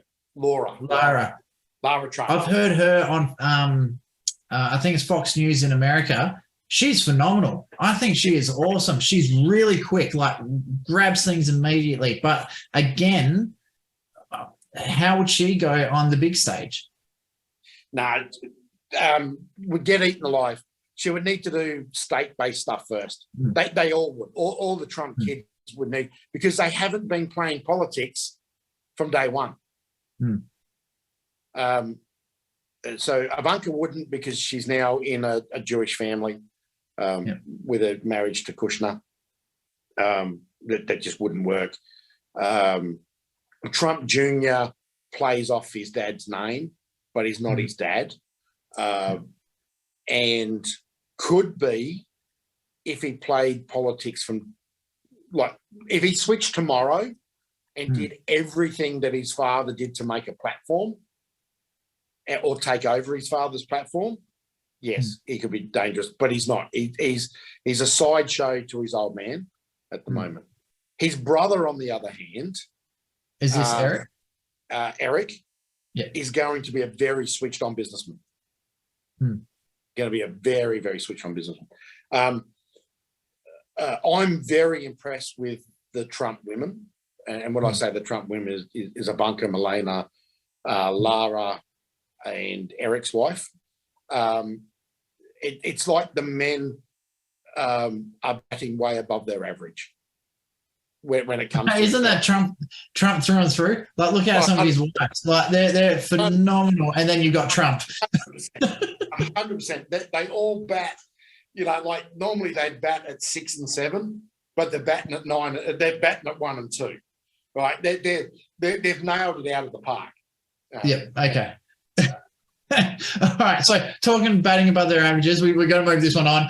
So Paris has continuing protests. Yeah. I've heard rumors from 30 days of protests. I've heard 65 days of protests. How long have these protests actually been going on? I would say closer to 18 months, 2 years. These protests are a continuation of the ones that started with the tractors and the farmers putting shit into the palace of Versailles back in 2020. Wasn't it? Yeah, late 20, early 21. So it's just been a rolling lot of protests. Same in Italy. These protests are in Italy. They're in Brussels. They're all over Europe. Norway, I think, have them. Finland's got some. Sweden's got some real bad ones. They're angry.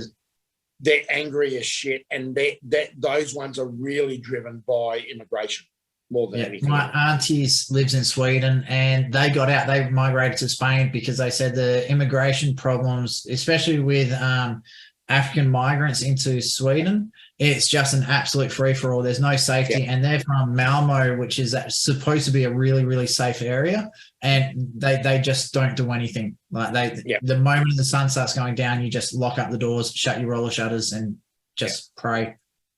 Yeah, so friends of mine in Lyon, there's massive protests in Lyon, and they're saying they're worse than Paris, and it is not young youths and all that sort of stuff. They said, the young youths and that are around and they're causing trouble, but the deep thuggery is organised crime, and it's violence against government. It's immigrant packs that are organised. There is protests from working people, union working people, and the thing is, they're all sticking to their different parts of town and not interacting with other, because they're all got the same view of get rid of the government, right, and put pressure. So there is massive little protests from different groups all happening all over Europe and all over European cities that's caused, and this is only going to get worse. This is the start of stuff that could lead to the breakup of some of these countries, and it is also why the likes of the European Union, NATO, all the World Health, and all those organisations that are the quasi-government organisations based out of Europe are all strengthening themselves now to take over from the fallout when a government like France's falls. Do you think it will actually get that far? Do you think France will actually fall? I think it could. I think it could. If there's enough pressure and it builds up enough, but then it leads to civil war. Because what happens is once the government falls and loses control, and I reckon the French government, from a police, from a fire, from all that bit down the bottom, right, is weakening in France and in Italy, in particular, a little bit in Germany, but Germany's got a long way to go.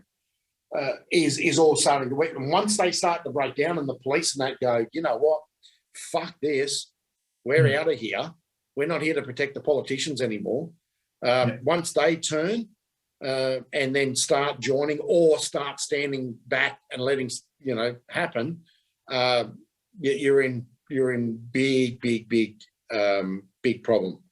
And then what happens is the likes of the WEF and the central organisations that are vying to be the next one world government, they'll never be a one world government. They'll be a European government, but they'll never ever be. There is no way America's going to cede to some third party. Yeah. not even the Democrats are that fucking stupid to cede themselves to someone else, right? We've got too many narcissists at the heads of a lot of countries in the Western world that they'll never secede to a third party, because they'll do themselves out of a job, they'll do themselves out of power. So why would they? Europe has already done this. So Europe has already ceded a lot of power to these independent third parties. That's why Britain needed to get out. Right? And that's why they're trying to drag Britain back in, because they need Britain in there to keep it going.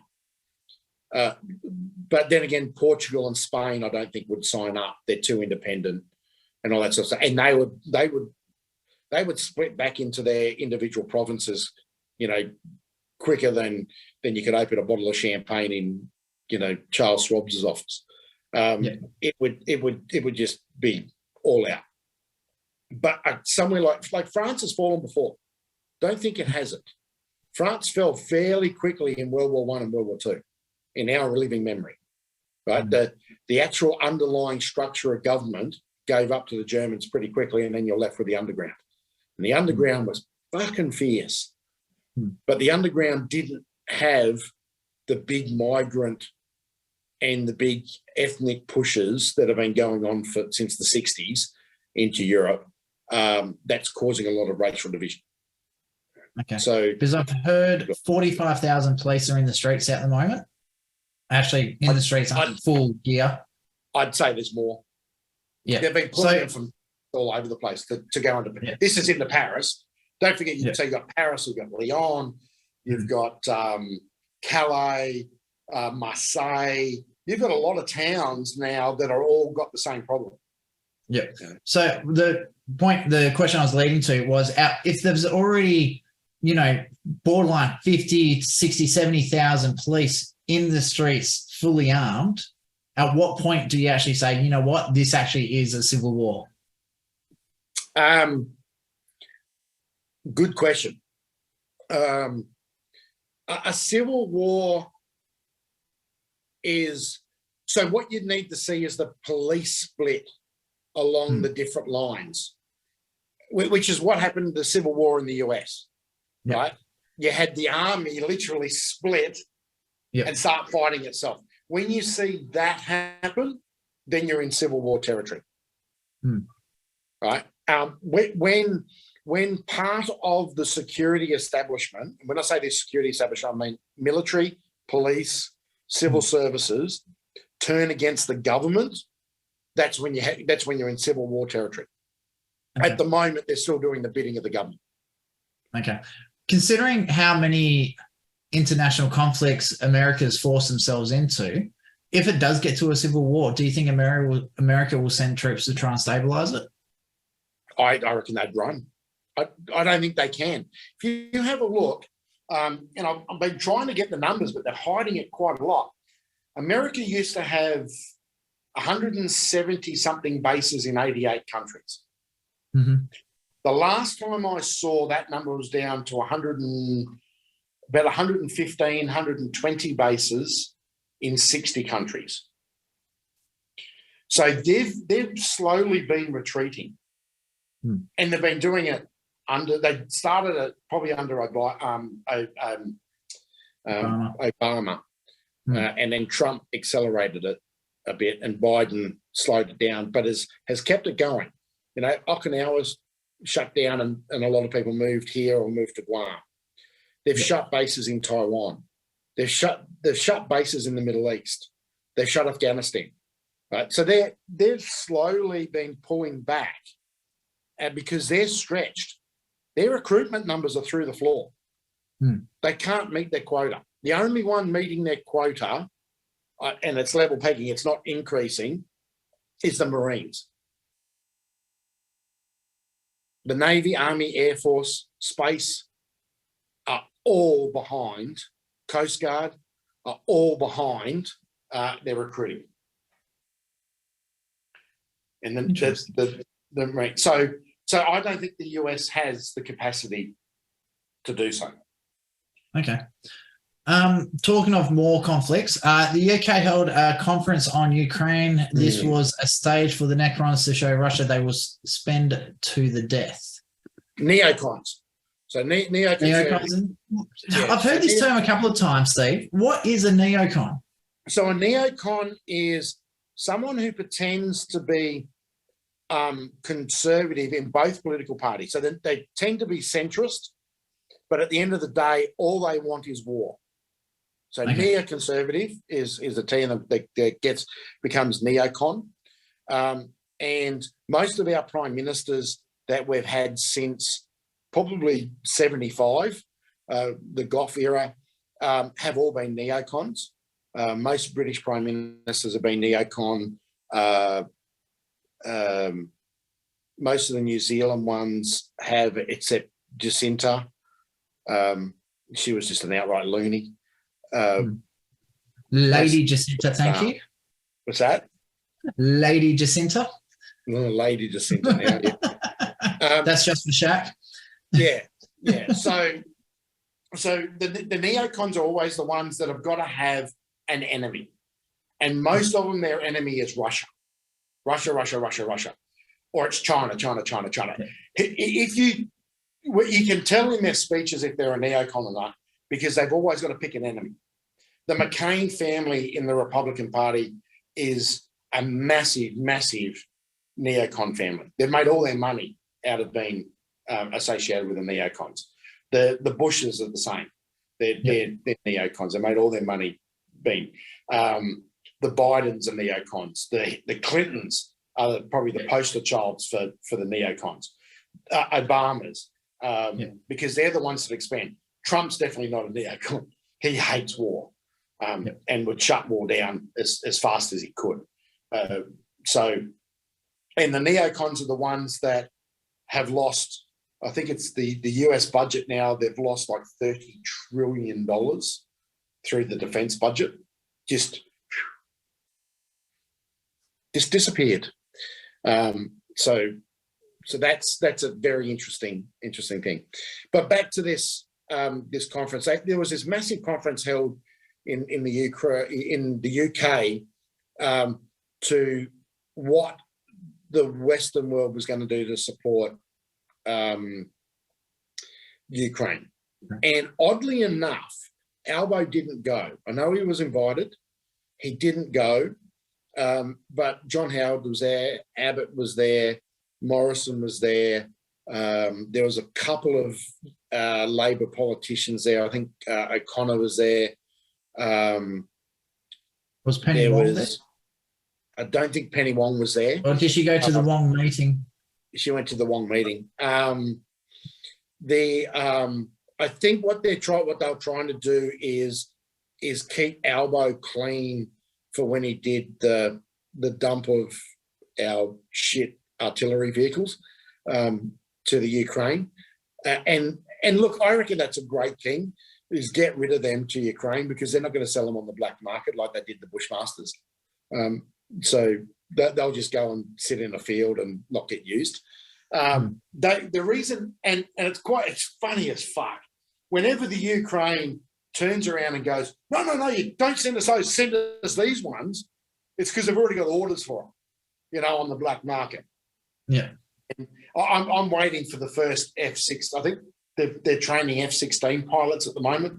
So I'm waiting for the first Ukraine pilot to fly an F-16 to Saudi Arabia or Afghanistan or somewhere and sell it, like they did with all the other arms and shit that they get. But once again, these are neocon policies, right? Let's arm the local population so we know that this gets out into the black market so that we can create an enemy. Hillary Clinton did it really, really well by setting up the Taliban.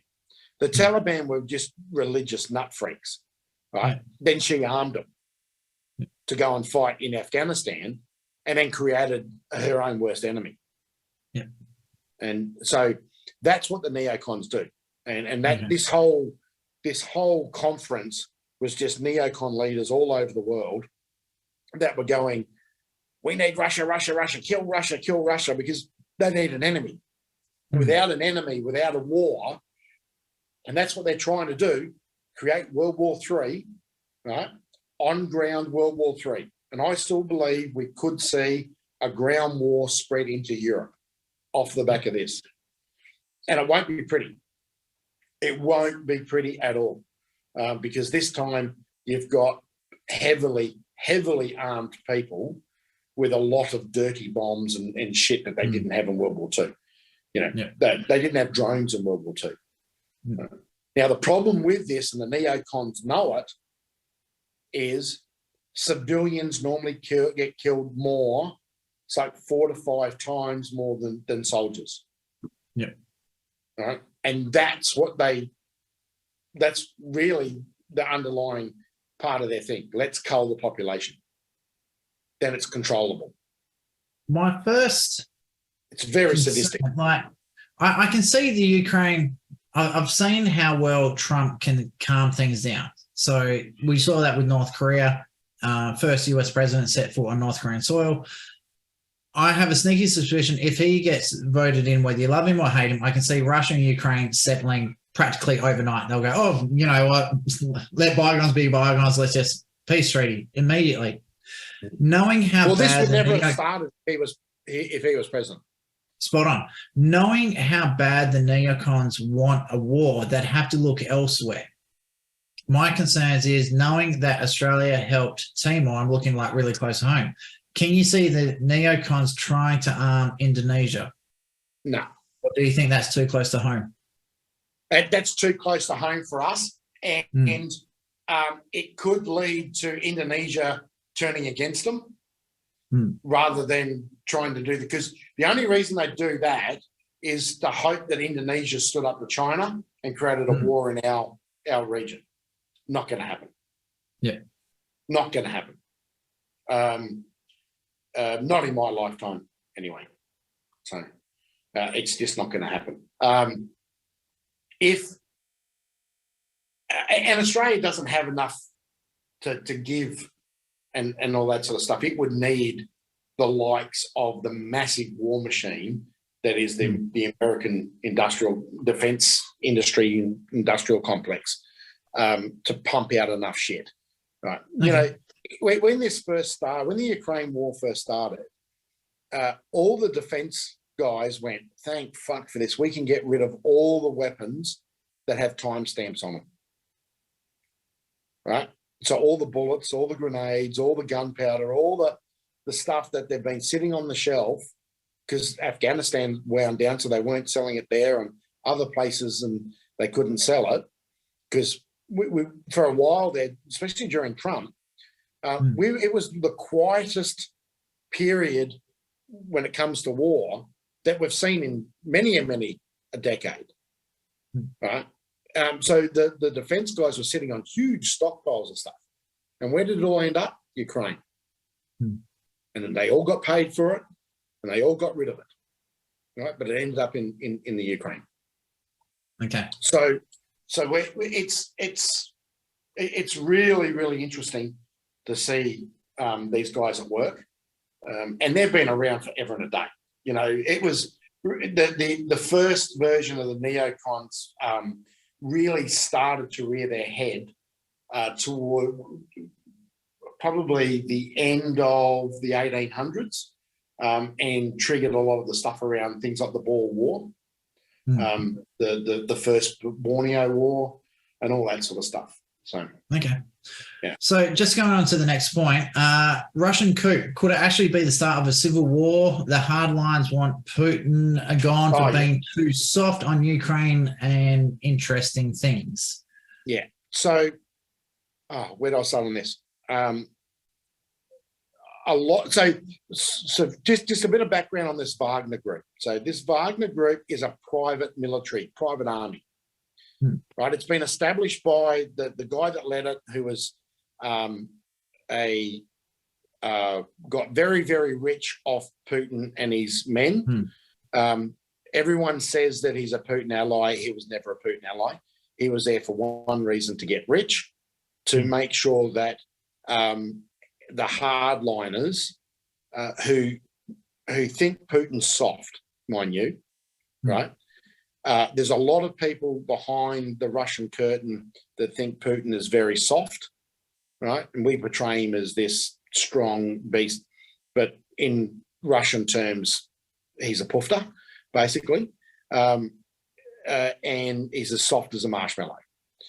That's how they see him, because what they would have done with Ukraine is just gone in and nuked Kiev, and it would have been over. That's what they were calling for in Red Square for him to do. In the Doma, which is their parliament, there was guys there calling for the nuking of Kiev from day one, to have this over and done with and take back the territory. That's why getting rid of Putin, anyone who thinks getting rid of Putin's a good idea is a fucking idiot, because it will unleash more and more of these Wagner guys. This Wagner guy is the first to do it, right? And it's named after a German composer or artist or something, the unit. And these guys are fanatical hardliners from the old Cold War era that basically want to see half of Europe destroyed and taken back into the empire. They have no love for the Nazis in Ukraine, which is Zelensky and his mob. And meanwhile, what you also got to remember is a lot of these Nazis, the Azerian Nazis that are in the Ukraine, were the ones that supported Hitler against the Jews. So this is Jew on Jew action. Right? These are Jewish Nazis that wanted to see Hitler succeed. We're talking evil, evil, evil people. Right. So what this could lead to, if more and more of these so-called Putin allies come out of the woodwork, expect to see more, where's my head at? More of this type of thing. Belarus is, he's playing both sides. He's helping Putin and he's helping the other sides as well, because everything seems to be going through Belarus at the moment. So if he twigs, because he's a borderline hardliner himself, Lukashenko, in Belarus, but at the moment he needs Russia more than oxygen. So he's keeping on the good side of Putin. So just be very, very careful what you wish for out of this. And the same in China. Right now, you don't want Xi Jinping having a lead breakfast when the communists still have all the power. You want the capitalists in China to get back in control, and then Xi Jinping have a lead breakfast, because then you'll have the guys that took China to where it is today over the last 25 years back in control. And they'll switch from war footing and all this communist bullshit back to a full capitalist outlook, and try and bring the other 800 million people that are in poverty up with them, or at least another 400 million of them up into the middle class, and then you've got a massive powerhouse that can keep pace with India and Brazil for that. So one of the things I did hear about Putin, that apparently he willingly showed weakness to trying to incite these guys to try to start a civil war in Russia, so he could pick out, right, who are his enemies and who aren't, so that way he could pick them all off. I don't think... That's pretty much exactly what he did. So he's once he started to see it happening, he stood back to let them all rear their head, and then he started to chop their heads off. For people to think that Putin is not insanely intelligent, especially when it comes to these sort of things, I think you need your head checked. I think Putin is definitely not soft. I think he's definitely nasty, but he's more crafty than what he is nasty. And when I say soft, he's soft on Russian scale. He is the Incredible Hulk on the Western scale. Like, there is no Western politician that is anywhere near him Hmm. at all. Trump doesn't even come anywhere near him at all. But Putin and Trump respect each other because they're as crazy as each other, but crazy in a the good political way. Yep. The other thing you got to remember is with Russia is predominantly a Christian-based society, right? And it has more in common with us in the West than we pretty much do in a lot of the rest of the world. You know, so it's a bit of a fish out of water when it comes to something like the alliance that it's building in the BRICS. So, because it is starting to get on a little bit late now. We've now gone over 2 hours, Steve. So well done. Woohoo! One of the longest ones we've done. So the quirky thing for the week, Elon Musk versus Mark Zuckerberg to have a cage fight in Las Vegas. Las Vegas. Like, when I saw this come up, Elon Musk challenged Mark Zuckerberg. They hate each other. And funnily enough, when Zuckerberg, when Elon bought Twitter, Zuckerberg went to build his own Twitter because he thought there was a void there, but quickly lost $1 billion on doing it and shut it down when he realized, oh, fuck, Elon's got it over me. And so they've had this love-hate relationship. And then Elon Musk put it out there that let's have a cage fight. I think Dana White's got behind it. The WWF has got behind it. Who's one of the other big? Anyway, one of the other big cage UFC. UFC. They've all gone, fuck yeah, we'll do this, and we'll do it in Las Vegas. And Zuckerberg, you know, had no choice. When he got backed into a corner. I'll give Mark Zuckerberg this. He's a competition level jiu-jitsu. But how much of that can you believe, considering that it was all posted on Facebook? The guy that fought him actually posted pictures of him slamming Zuckerberg, which is round over. Yeah, and yet they all removed. But so it's hard to know, but it does go back to when he was at college. Zuckerberg was heavily on the competition circuit in college. So, and Elon Musk, probably from what I understand, is I think having cocktails at the UFC is probably as close as he gets to any of this sort of stuff. But it's going to be funny to watch. If it goes ahead, I reckon if this goes ahead, right, and I don't know how they're going to get it around their insurance companies for the company stuff, because they're both, you know, pretty high paid execs and, you know, key men for their companies. I reckon it will be the largest pay-per-view of its type ever. Like, I think it'll beat any of the major fights that we've ever seen. Yeah. The one thing, if I was Elon Musk, the first thing I would do, I'd intentionally go put a little EMP right in front of Zuckerberg and detonate it to make sure he's not a robot. Yeah. Or I'd come out with a shirt saying no probes, because I've heard he's an alien, he's a cyborg, but yeah. Personally, I would watch it just for shits and giggles, and I'd love to see Mark Zuckerberg get punched in the face. Oh, yeah, 100%. And of all things, it's a Canadian. Eh? So well, see, the thing is, both of them aren't American, because Elon Musk is South African. I thought he was Canadian. No, Elon Musk is South African, and I think Mark Zuckerberg's a Canadian, isn't he? I thought they were both non-American. Anyway, doesn't matter. Either way, they're both weird. They're both weird and wonderful. Yeah. Yep. So I think that's pretty much everything for today. Have you got any other closing things you want to talk about? No, look, just one of the things that I really want to say is don't don't fear the time we're in, right? This is the time to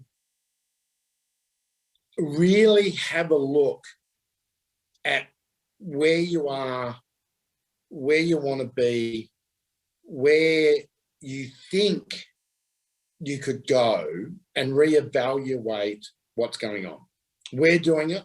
Me and my partners are doing it, and we're taking some big drastic actions on some things and tweaking others, because it's time to make sure that you're lean, mean, and focused, rather than just going along how we've been for the last 10, 15 years.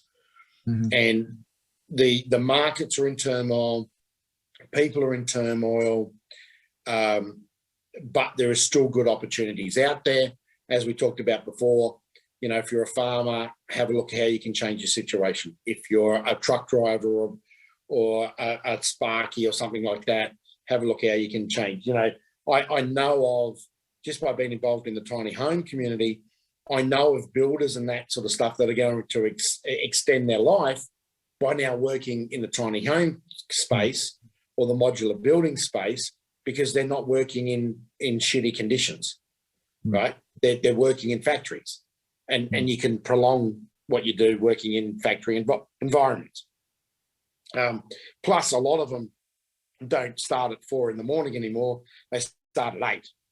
Yeah. So they're getting a better family balance and all that sort of stuff. So yeah, no, it's just trying to evaluate and make 1 or 2 small actions. You know, join us at GWC and get a bit of education. Reach out to us to have some one-on-one mentoring or do a one-on-one session or something like that, and make that first change. I'm reaching out to my mentors more than ever now, with all the stuff that's going on in my world. So the other thing a lot of people have to remember, during the Great Depression, I don't know if it's still relevant to today, but there was more millionaires created during the Great Depression than any other time. Yeah. So the money is still there. It's just changing hands. It's not the big people that have got the money now. It's going to elsewhere. And you've just got to be prepared to jump on the opportunity when it presents itself to you. And if you don't have that knowledge and that education, you can't do it. So if for the people at home put it this way, a lot of the smart money is already fully in the market. Right? They're fully in. Yeah. They're full tilt in. So if you do need to get in contact with us, obviously hit up support@globalwealthclub.com.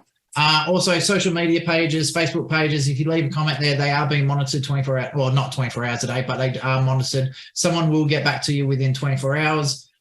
So just reach out and just talk to the team. Yeah. Excellent. Thanks, guys. All right. I think that's it. So everyone, thanks for attending, and we'll talk soon. To kick the habit that my mind